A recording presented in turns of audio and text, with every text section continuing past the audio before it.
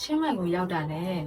Arise လေးဆိုတဲ့ project ကိုရောက်ဖြစ်တယ်။သူကကြတော့ No Rise လေး Central Festival နဲ့လည်းညီတယ်။အခုလိုက်ပြခြင်းတဲ့အခန်းကကြတော့ 2 bedroom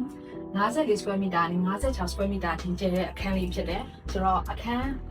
အတွင်းပိုင်းမှာဘယ်လိုပြင်ဆင်ထားတဲ့ပုံလေးတွေရှိလဲဆိုတာကိုပြပြတာ။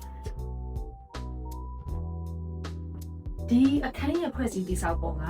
ပုံမှန်အခန်းတွေမှာမတွေ့ဘူးတဲ့ပုံစံမျိုးပေါ့နော်။သူက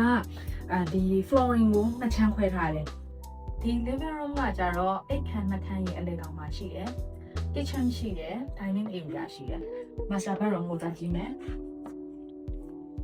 ဒီ master bedroom မှာဆိုလို့ရှိရင်အခန်းအနေနဲ့ကျဲတဲ့အတွက်ကြောင့်မို့လို့ခုလောလောဆယ်တော့ show unit မှာကသူက queen size ထည့်ပြထားတယ်ဒါပေမဲ့ကို့အနေနဲ့ king size ထည့်ချင်တယ်ဆိုလို့ရှိရင်လည်းထည့်လို့ရမယ် okay ဒီ bedroom တစ်ခန်းကကြတော့သူကအခန်းလေးတော့နည်းနည်းကျဉ်သွားတယ်ဒါပေမဲ့ဒီမှာအိတ်ခန်းကိုဝင်လာတဲ့ဒီ toilet ဒီရေချိုးခန်းပေါ့နော်ဝင်တဲ့ဟာကိုသူက draw asset နှစ်ဖြစ်ပေးထားတယ်ချင်းမိုင်မှာရင်းနှီးမြှုပ်နှံမှုအတွက်ပဲဖြစ်ဖြစ်ကိုရိုင်းမိသားစုနဲ့နေဖို့ပဲဖြစ်ဖြစ်ဒီ project ကဒီခန်းအမျိုးအစားလေးကိုရွေးတင်တယ်နောက်တစ်ခုကဒီ condo က low rise condo ဖြစ်တယ် freehold ဖြစ်တယ်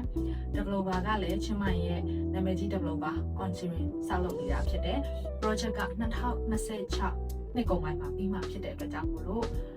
ခုအချိန်ဝယ်ယူထားမယ်ဆိုလို့ရှိရင်တော့အချိန်နောက်ဖြစ်တယ်ဆိုတဲ့အကြောင်းလေးပြောချင်ပါတယ် project အသေးစိတ်ကိုထပ်ပြီးသိချင်တယ်ဆိုလို့ရှိရင်တော့ကျွန်တော်တို့ Messenger မှာချိန်ပြီးလက်မိနိုင်ပါတယ်ရှင်ကျေးဇူးပါ